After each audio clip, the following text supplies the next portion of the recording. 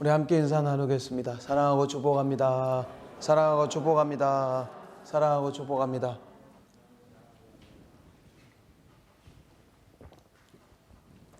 오늘은 야곱 16번째 시간입니다. 마음을 주장하시는 하나님, 마음을 주장하시는 하나님이란 제목으로 하나님 말씀을 증거하도록 하겠습니다. 인생은 만남의 연속입니다. 산다는 것은 만나는 것입니다. 독일의 문학가 한스 카로사는 인생은 너와 나와의 만남이다 라는 말을 했습니다. 사람은 만남의 존재라는 겁니다. 부모와의 만남, 형제와의 만남, 친구와의 만남, 또 스승과의 만남, 목사와 성도 간의 만남, 많은 사람과 만남입니다. 인생에서 만남은 굉장히 중요합니다. 인생의 변화는 만남을 통해서 시작되기 때문입니다. 모든 만남 가운데 제일 중요한 만남은 예수님과의 만남입니다. 어부 베드로의 인생을 변화시킨 것은 예수님과의 만남입니다. 남편을 5이나 가졌던 사마리아 여인의 인생을 변화시킨 만남은 예수님과의 만남입니다. 살인자요, 핍박자요, 해방자였던 바울의 인생을 변화시킨 만남은 예수님과의 만남입니다. 우리는 만남을 소중하게 여겨야 돼요. 좋은 만남을 위해서 기도해야 돼요. 특별히 우리 중고등부, 우리 청년부, 아직 결혼하지 않은 우리 형제 자매들, 좋은 만남을 위해서 기도해야 돼요. 그 만남이 내 인생에 변화를 가져오고 어쩌면 내 인생을 결정할 수도 있는 거예요. 만남이 인생의 변화를 가져오기 때문입니다. 오늘 본문을 보면 어떤 내용입니까? 야곱은 하란을 떠나서 고향 가나안 땅으로 돌아가고 있습니다. 그런데 야곱에게는 가장 부담스러운 만남이 기다리고 있었습니다. 야곱에게 가장 부담스러운 만남은 적과의 만남이 아니라 가치관이 전혀 다른, 사상이 전혀 다른, 세계관이 전혀 다른 형 에서와의 만남이었습니다. 에서와 야곱은 쌍둥이였습니다. 몇 초 사이에 형이 되고 동생이 된 거예요. 단 몇 초 사이에 형이 되고 동생이 된 겁니다. 에서와 야곱은 쌍둥이였지만 전혀 가치관이 달랐습니다. 전혀 사상이 달랐어요. 전혀 세계관이 달랐습니다.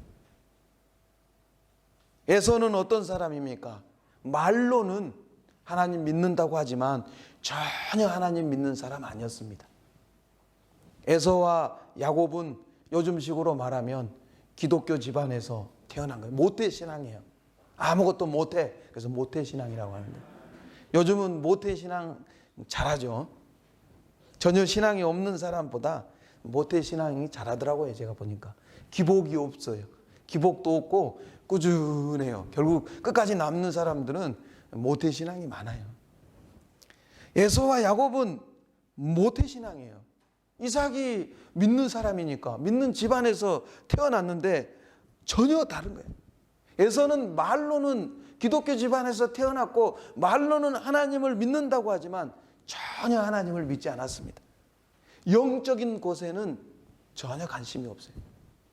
세상적인 사람이었습니다. 현실주의자였습니다. 반면에 야곱은 비록 20년 동안 자기 욕심을 위해 살았지만, 하나님을 믿는다고 하면서 비록 20년 동안 자기 욕심을 위해 살았어요. 결혼하기 위해서 14년, 재산 모으기 위해서 또 6년, 20년 동안 자기 욕심을 위해 살았지만 그래도 믿음으로 살아보려고 발버둥 치던 사람이에요.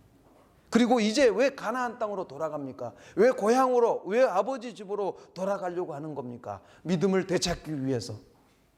이제 믿음의 선한 싸움을 싸우기 위해서 지금까지 20년 동안 자기 욕심을 위해서 많은 시간을 까먹었지만 이제 제대로 하나님 섬겨보려고 이제 고향으로 돌아가고 있는 것입니다. 그래서 에서와 야곱의 만남은 전혀 가치관이 다른, 영적 세계가 다른 사람이 만나는 거예요. 야곱은 에서를 만나는 순간 뭔가 잘못되어서 자기와 가족들이 다 죽임을 당할지도 모른다고 생각을 했습니다. 그래서 어떻게 했습니까? 오늘 본문 1절과 3절을 보십시오. 야곱이 눈을 들어 보니 에서가 400명의 장정을 거느리고 오고 있는지라 그의 자식들을 나누어 레아와 라헬과 두 여종에게 맡기고 여종들과 그들의 자식들은 앞에 두고 레아와 그의 자식들은 다음에 두고 라헬과 요셉은 뒤에 두고 자기는 그들 앞에서 나아가되 몸을 7번 땅에 굽히며 그의 형 에서에게 가까이 가니. 1절과 3절을 읽으면서 웃음이 나오지 않는 분들은 성경을 그냥 아무 생각 없이 읽는 거예요. 자, 역시 야곱이에요. 야복 강가에서 하나님과 씨름해가지고 이 허벅지 관절이 이골이 됐는데도 별로 변한 게 없는 것 같아요. 내가 죽더라도 우리 가족은 피할 수 있도록 자기에게 중요한 순서대로 배치했어요. 종과 자식들 앞에, 또 별로 사랑하지 않는 20년 동안 같이 살았지만 마음 한 번 안 준 나의 그 누굽니까? 레아는 그 다음, 자기가 진정으로 사랑하는 라헬과 요셉은 제일 마지막. 역시 야곱이에요. 자기가 중요한 순서대로. 여러분, 사람은 위기가 닥치면 그 사람의 우선순위를 알 수 있는 거예요. 평상시에는 몰라요. 위기가 닥쳐야 그 사람의 우선순위가 드러나는 거예요. 야곱은 위기가 닥치니까 자기가 중요한 순서대로. 중요한 것은 야곱이 이렇게 한 후에 에서와 그 함께한 사람들 앞에 나아가서 무려 7번이나, 성경에서 히브리인들은 7번 그러면 완전수예요. 완전수. 완전히 예의를 갖춰서 절을 한 거예요. 7번이나 몸을 땅에 굽혀서 절을 합니다. 완전히 예의를 갖춰서 에서에게 절을 했습니다. 우리가 볼 때 야곱의 이런 행동, 에서 앞에서 무려 7번이나 절을 한다는 것은 대단히 비겁한 행동으로 보일 수 있습니다. 굉장히 비겁해 보여요. 그러나 여러분, 이것은 비겁한 행동이 아닙니다. 왜 야곱은 이렇게 행동했을까요? 성경이 오늘 첫 번째 우리에게 던지는 질문이 이거예요. 왜 야곱이 에서 앞에 가서 7번이나 절을 하면서 존경의 표시를 했느냐? 이 질문을 던지고 있는 겁니다. 왜 야곱은 이렇게 행동했을까요? 야곱이 지금 아버지 집으로 돌아가는 것은 신앙적으로 매우 중요한 의미가 있습니다. 아버지 집, 이삭의 집은 구약의 교회입니다. 아브라함과 이삭과 야곱의 집은 구약에서 교회예요, 교회. 최초의 교회는 아담과 하와입니다, 여러분.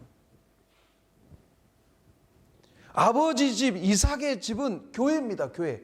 그래서 성경은 아브라함도 선지자였다 하고 이삭도 선지자였다 하고 야곱도 선지자라고 부르고 있어요. 야곱은 아버지 집을 떠났습니다. 형 에서를 피해서 아버지 집을 떠났습니다. 어쩔 수 없이 떠났어요. 그럼에도 불구하고 하나님은 지금까지 야곱을 지켜주셨습니다. 20년 동안 지켜주셨어요.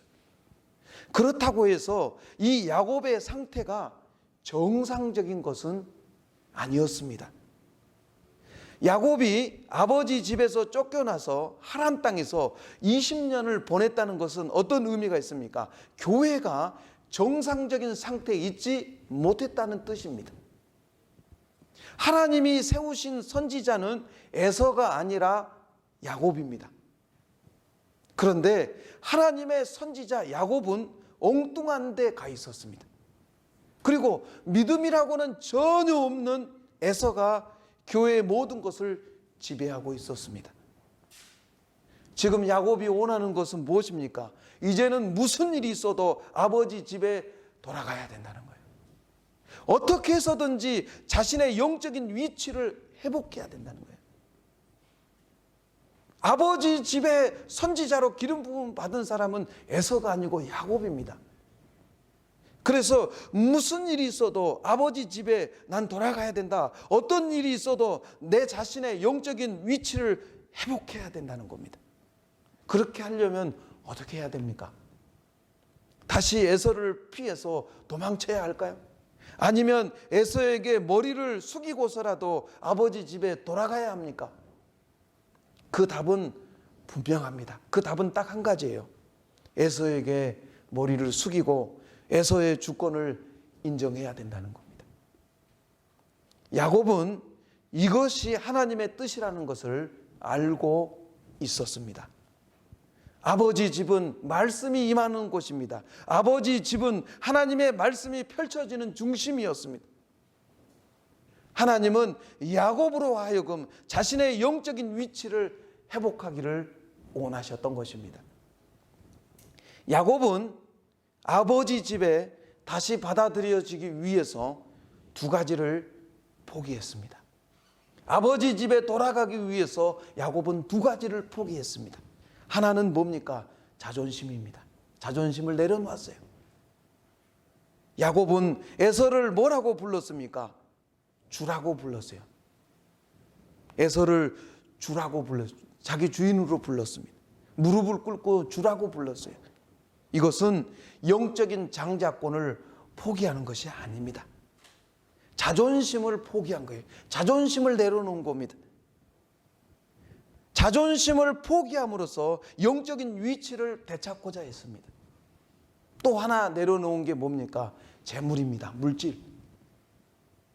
야곱이 에서에게 보내준 선물, 예물은 이거 결코 적은 액수 아닙니다.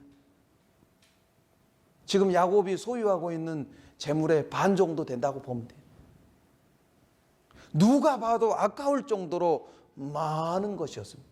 지금 야곱이 생각하고 있는 것이 무엇입니까? 재물이라는 것은 이런 때 사용하는 거라는 거예요. 에서에 대한 야곱의 항복은 굴복이 아니라 자존심을 포기하는 것이었습니다. 영적인 관계를 회복하기 위해서 그렇게 한 겁니다. 머리 좀 숙인다고 해서 영적인 존귀함을 포기하는 것이 아닙니다. 자존심을 낮추면 낮출수록 사람들은 우리를 더 쉽게 사랑할 것입니다.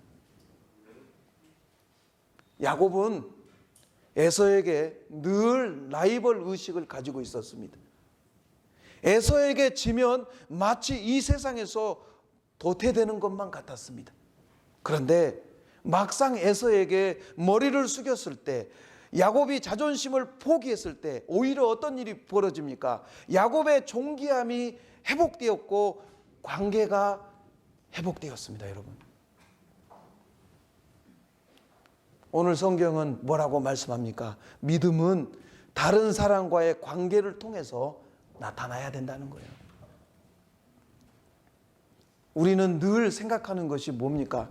우리는 늘 하나님과의 수직관계만 중요시해요. 늘 하나님과의 수직관계만 중요시한 나머지 친척이나 직장 동료나 상관과의 관계를 무시하기 쉽습니다. 내가 그래도 하나님을 섬기는 사람인데 내가 무슨 상관이야? 늘 이렇게 생각을 합니다. 우리는 내가 그래도 직통으로 하나님의 음성을 듣는 사람인데. 그러나 하나님은 하나님과 우리의 수직관계가 제대로 되었다면 그것이 다른 사람과의 관계에도 나타나기를 하나님은 원하시는 것입니다. 우리가 참으로 인정할 사람 인정하고 존경할 사람 존경하고 책임질 것은 마땅히 책임지기를 하나님은 원하시는 것입니다. 언제 우리에게서 하나님이 원하시는 모습이 나타나게 됩니까?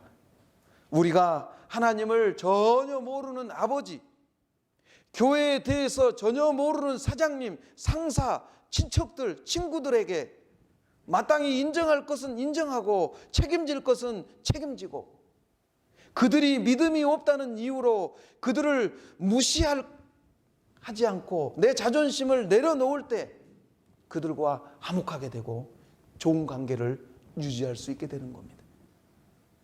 다 알면서도 내 자존심을 포기하고 머리 숙일 수 있는 성도는 이 세상에서 못할 일이 없는 것입니다. 믿음이 없는 부모님이나 시댁 식구들이나 직장 상사를 인정하는 마음이 아직도 안 생기고 자꾸 비판적이십니까?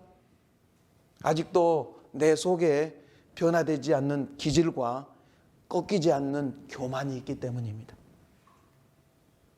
다른 사람이 아무리 잘못했더라도 그 사람을 품지 못하는 것은 내 잘못입니다. 이게 성경의 시각이에요. 아무리 다른 사람이 잘못했더라도 그 사람을 품지 못하는 것은 내 잘못이에요, 여러분. 에서는 싸움의 대상이 아닙니다. 에서와 싸우는 사람은 어리석은 사람이에요. 지금은 갈등과 불편한 점이 있어서 마치 원수처럼 지낸다 할지라도 본질적으로 에서는 싸움의 대상이 아닙니다. 에서는 나의 적이 아니라 선한 이웃입니다. 우리 그리스도인들이 이 세상에서 어려움을 당하는 이유가 뭡니까? 예수님 때문에, 믿음 때문에 이유도 있지만 다른 한편으로는 아직까지도 내 속에 남아있는 교만한 본성 때문입니다. 우리는 믿음 때문에 당하는 핍박이라고 하지만 실제로 깊이 들어가 보면 하나님을 모르는 내가 뭔데 나한테 이래라 저래라, 나는 그래도 하나님과 직통인데, 나는 교만한 생각이 있기 때문에, 그 교만한 본성 때문에 불필요한 증오감과 미움을 불러일으킬 때가 많은 것입니다. 하나님을 믿지 않는다는 이유로 마땅히 존경해야 될 부모, 상간, 직장 동료, 상사를 인정하지 않고 업신여길 때 신앙적인 갈등은 더 깊어지는 거예요. 언제 이런 적대 관계가 없어집니까? 우리가 그들 앞에서 진정한 겸손을 보일 때입니다. 머리를 숙이기 싫은 사람들에게 머리를 숙일 때, 난 당신을 인정하고 난 당신을 존경하고 당신을 대적할 의사가 전혀 없습니다 라는 것을 보여줄 때 맡겼던 담이 허물어지고 선한 이웃이 되고 결국 그들도 하나님 백성으로 초청될 가능성이 커지는 것입니다. 우리 믿음이 성숙해지려면 하나님을 모르는 사람들 가운데 선한 증거가 있어야 되는 겁니다. 내 안에 있는 교만과 자존심을 십자가에 못 박으시기 바랍니다. 그러면 이 세상에서 못할 일이 없어요. 오히려 내 영적인 자존감이 회복될 겁니다. 더 많은 사람들을 품게 되고 더 많은 사람들을 하나님 앞으로 인도하게 될 줄 믿습니다. 야곱이 에서에게 자신을 낮추고 머리를 숙였을 때 어떤 일이 일어났습니까? 4절을 보십시오. 에서가 달려와서 그를 맞이하여 안고 목을 어긋맞추어 그와 입맞추고 서로 우니라. 요즘 TV는 사랑을 싣고 요즘 또 하더라고요. 요즘 별로 임팩트가 없어요. 옛날에 TV는 사랑을 싣고 참 감동적으로 봤잖아요. 20년 전에 30년 전에 기억에 남는 그 사람 만나기, 옛날에는 뭐 인터넷도 안 되고 핸드폰도 없고 막 이럴 때라 막 입소문으로 막 찾아가가지고 극적으로 그 사람 딱 찾았을 때 딱 이름 부르면 딱 나오잖아요. 아무개야 그러면 그냥 음악 쫙 나오면서 쫙 나와. 그때 그냥 확 달려들어가지고 포옹하면서 막 눈물. 이 사절이 지금 그거예요. 사절이 TV는 사랑을 싣고보다 더해요. 막 더 진한 감동이에요. 에서가 달려와서 20년 만에 만나는 엔수 같은 동생 만나는데 그를 맞이하여 안고 목을 어금 맞추어 그와 입 맞추고 서로 우니라. 야곱으로서는 상상할 수 없는 일이 벌어진 거예요. 야곱은 이렇게 말할 줄 알았습니다. 야, 도망갈 때는 언제고 뻔뻔하게 도대체 20년 만에 나타난 이유가 뭐야? 아버지 집에서 뭐 또 챙길 거 있다고 이제서 나타나는 거야? 할 줄 알았어요. 따지고 들 줄 알았습니다. 그러나 그런 일은 전혀 일어나지 않았습니다. 오히려 야곱이 에서가 막 달려와가지고 야곱을 막 얼싸안고 아이고 동생아 하면서 울고 있어요. 이건 뭘 보여줍니까? 우리는 하나님이 믿는 사람 속에만 역사하신다고 생각합니다. 그러나 하나님은 믿지 않는 사람 속에서도 역사하십니다. 내 생각에는 정말 가능성이 없는 사람들 마음속에 역사하셔서 눈물을 흘리게 하시고 감동하게 하시고 악한 생각을 버리게 하십니다. 물론 에서가 야곱의 목을 막 끌어안고 울었다고 해서 에서가 완전히 새 사람으로 변했다는 말은 아닙니다. 하나님이 에서의 악한 본성을 일시적으로 눌러버리신 거예요. 에서의 악한 본성을 일시적으로 억제해서 야곱을 해치지 못하게 하시고 선한 마음으로 하나님이 대하게 하신 것입니다. 하나님의 보이지 않는 손이 에서의 마음을 움직이고 계시는 거예요. 야곱에게는 에서가 한계였습니다. 에서는 야곱에게 두려움의 대상이고 넘을 수 없는 벽이었습니다. 야곱은 이 한계를 뛰어넘지 못해서 하란 땅에서 20년 동안이나 라반을 섬기면서 종살이했습니다. 그런데 그렇게 두려워했던 그 한계를 한순간에 뛰어넘었습니다. 이것이 바로 하나님의 능력입니다. 보이지 않는 손이 역사하셨기 때문입니다. 에서가 400명을 데리고 올 때만 해도 그 마음에 야곱에 대한 분노가 있었을 겁니다. 400명을 데리고 나올 때 에서의 마음이 어떻겠습니까? 선한 마음으로 400명을 데리고 나왔겠습니까? 물론 20년 전에 그 분노가 다시 살아나지는 않았다 할지라도 400명을 이끌고 올 때 그 마음속에는 에서에 대한 분노가 남아 있었습니다. 그러나 야곱을 보는 순간 그 증오심이 다 사라져버리고 너무 반갑고 너무 사랑스러워요. 어떻게 해서 이런 일이 벌어지는 것입니까? 하나님의 보이지 않는 손이 역사하셨기 때문입니다. 그래서 우리가 어떤 일을 시작하거나 사람을 만나기 전에 꼭 기도해야 될 이유가 바로 여기 있는 겁니다.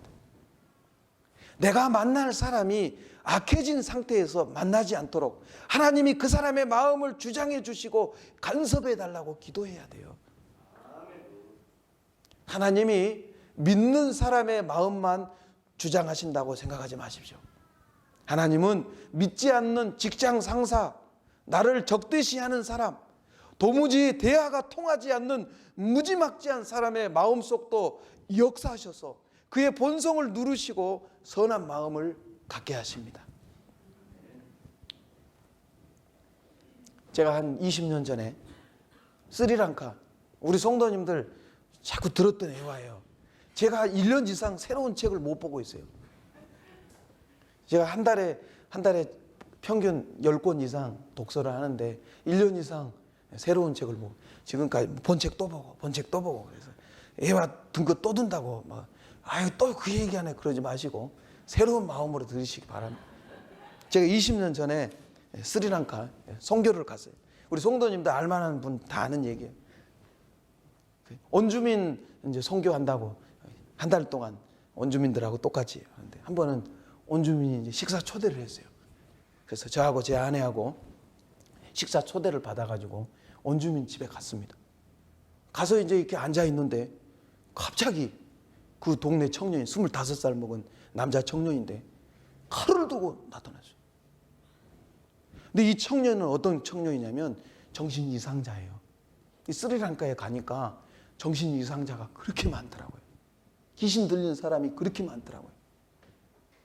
이 정신 이상자인데 그 동네에 어떤 노인을 죽인 살인자예요.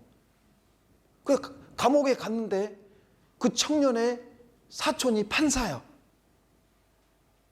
그래가지고 풀려났어요. 뭐 선진국과 후진국 차이가 어떤 건지 대충 아시죠?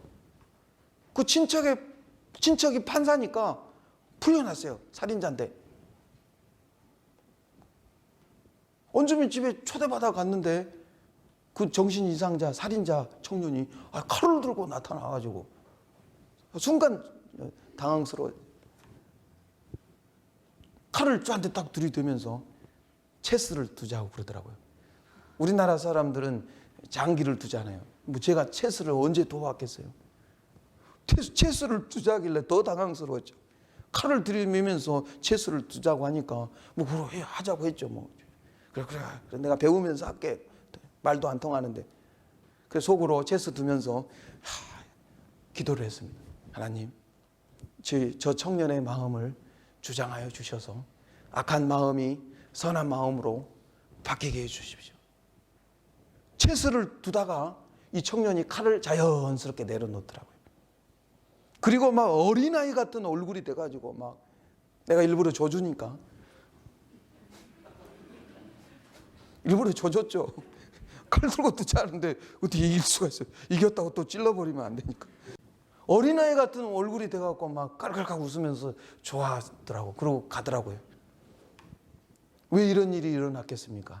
하나님의 보이지 않는 손이 역사하셔서 그 청년의 악한 본성을 누르시고 일시적으로 그 청년으로 하여금 악한 짓을 못하게 하나님이 하신 거예요.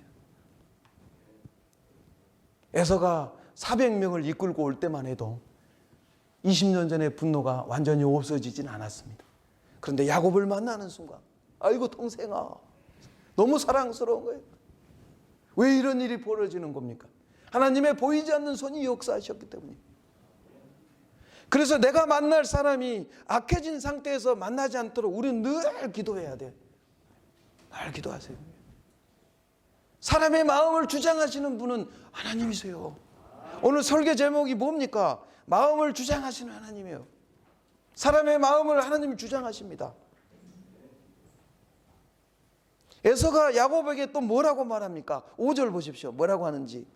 에서가 눈을 들어 여인들과 자식들을 보고 묻되 너와 함께한 이들은 누구냐? 야곱이 이르되 하나님이 주의 종에게 은혜로 주신 자식들이니라. 한번 생각해 보십시오.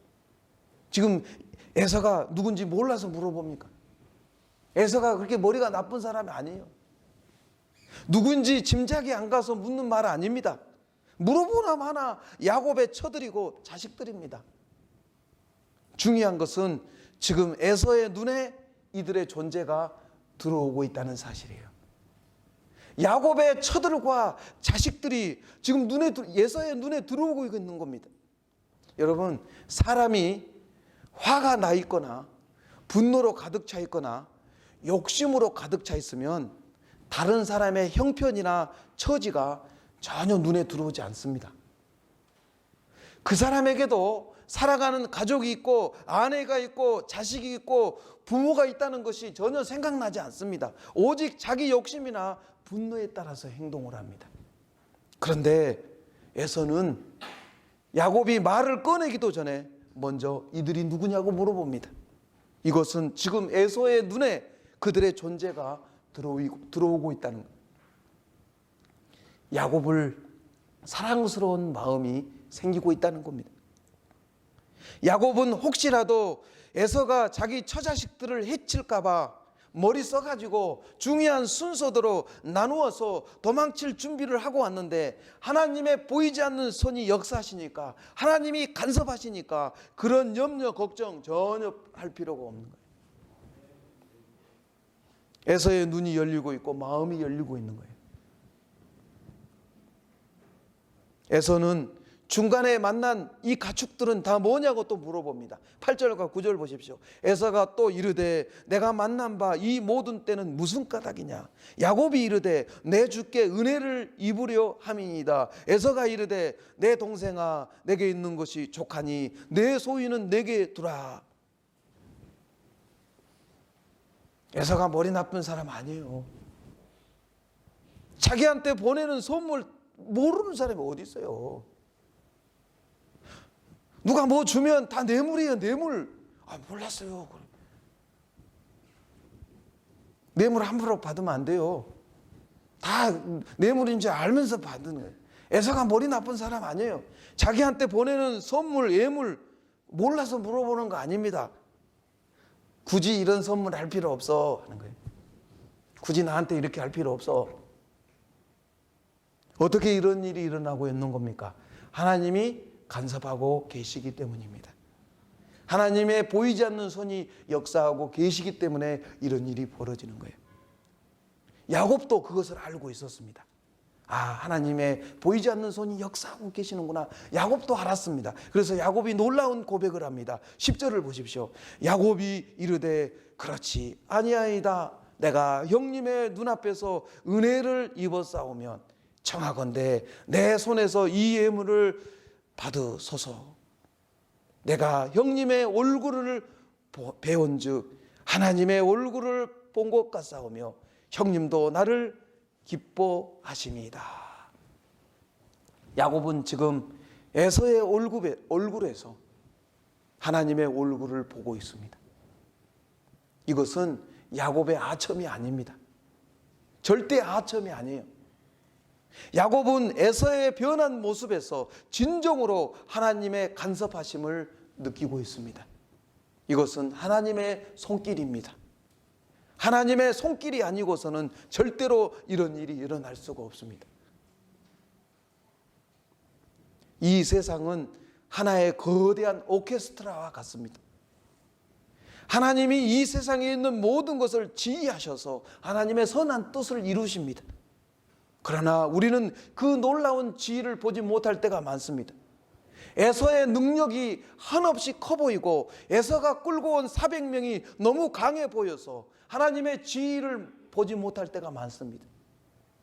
그런데 전혀 은혜를 기대할 수 없었던 사람이 은혜롭게 변해 있을 때 거기서 하나님의 손길과 간섭하심을 우리는 느끼게 되는 겁니다.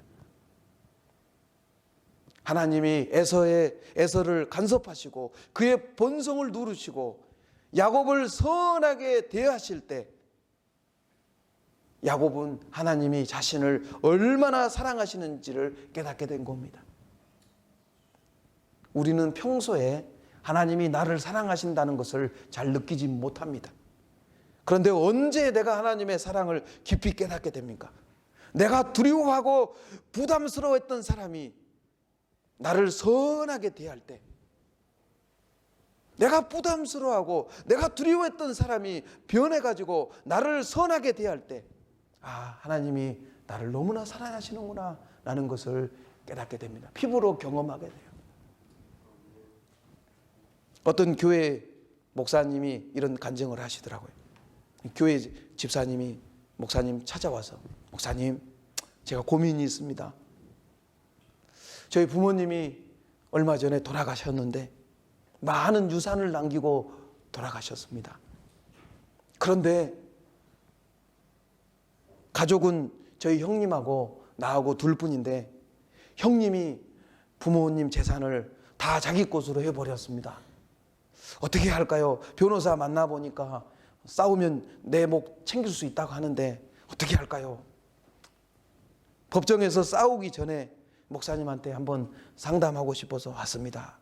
목사님 아무 얘기 안 하시고 창세기 말씀 펴가지고 아브라함과 누굽니까? 조카. 네. 그 얘기를 해주는 거예요. 둘이 갈등이 일어났을 때 아브라함이 어떻게 했냐? 집사님 머리가 좋아서 목사님 알겠습니다. 제가 알아서 하겠습니다. 그러고 갔어요. 한 일주일 후에 집사님 얼굴이 너무 밝아졌어요. 목사님, 또 제가 말씀드릴 게 있습니다. 지난주에 제가 형님을 만나서 형님 알아서 해. 부모님 유산 형님이 다 가져. 나 필요 없어. 했는데 어제 전화가 왔더라고요. 네 목 줄게. 내가 형님의 얼굴을 배운즉 하나님의 얼굴을 본 것 같사오니. 일주일 사이에 어떤 일이 벌어졌습니까? 하나님이 그 형님의 마음을 주장하신 거예요. 악한 본성을 누르시고, 내가 형님의 얼굴을 배운즉 하나님의 얼굴을 본 것 같사오니 형님도 나를 기뻐하십니다. 내가 두려워하고 내가 불편해하고 내가 부담스러워하는 사람들의 마음이 변해서 나를 선대할 때 그것은 하나님의 역사인 것입니다. 하나님의 보이지 않는 손이 역사하기 때문에. 그래서 우리가 늘 기도해야 됩니다, 여러분. 우리 사업하시는 집사님들 바이오 만나러 갈 때 기도하고 가요. 불량 났을 때 기도하고 가세요. 마음을 바뀌게 해달라고, 선하게 인도해 달라고. 지금 에서는 야곱이 좋아서 견딜 수가 없어요. 자기도 몰라요, 그 이유를. 내가 왜 이렇게 좋은지, 왜 동생아 하면서 그냥 무조건 야곱이 좋고 도와주고 싶어요. 12절과 14절 보십시오. 에서가 이르되 우리가 떠나자. 내가 너와 동행하리라. 야곱이 그에게 이르되 내 주도 하시거니와 자식들은 연약하고 내게 있는 양떼와 소가 새끼를 데리고 있은즉 하루만 지나치게 몰면 모든 떼가 죽으리니 청하건대 내 주는 종보다 앞서 가소서. 나는 앞에 가는 가축과 자식들의 걸음대로 천천히 인도하여 세일로 가서 내 주께 나아가리다.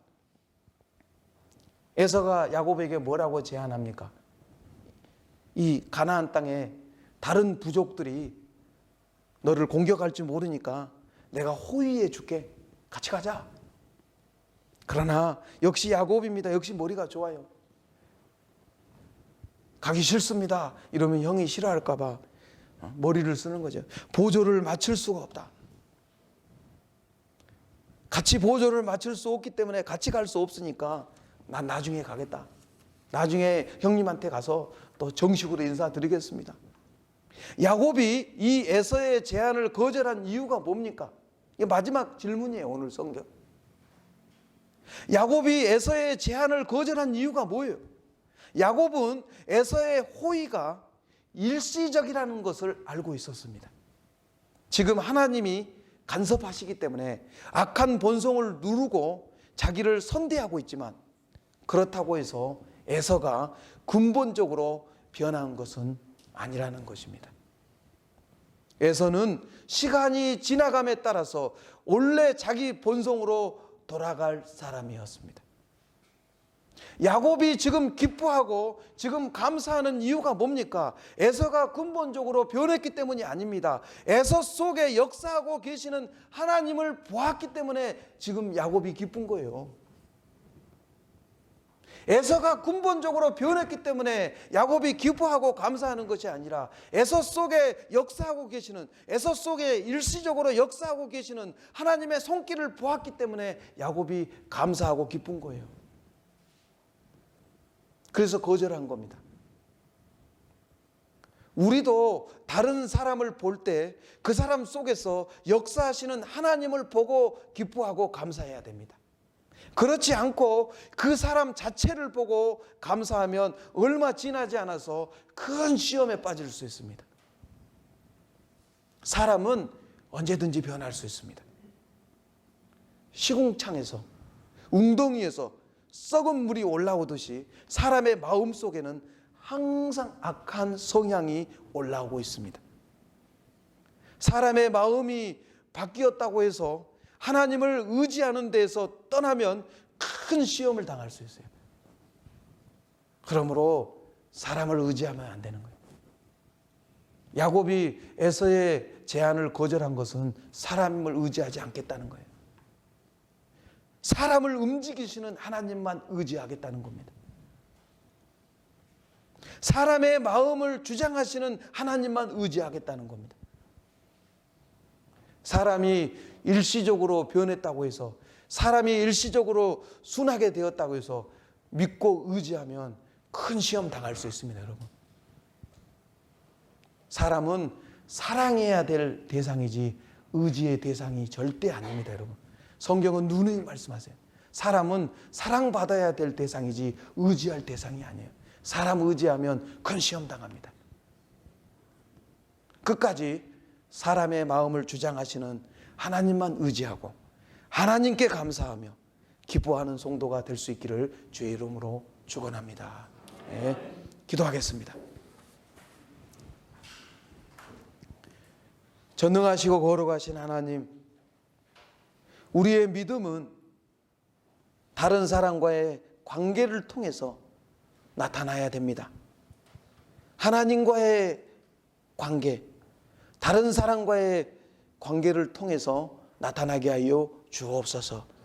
인정할 사람 인정하고 존경할 사람 존경하고 우리의 자존심을 십자가에 못 박아 버릴 때 오히려 우리의 영적 존귀함이 회복되고 모든 관계가 회복되고 더 많은 사람들을 품고 더 많은 사람들을 하나님 앞으로 인도하게 될 줄 믿습니다.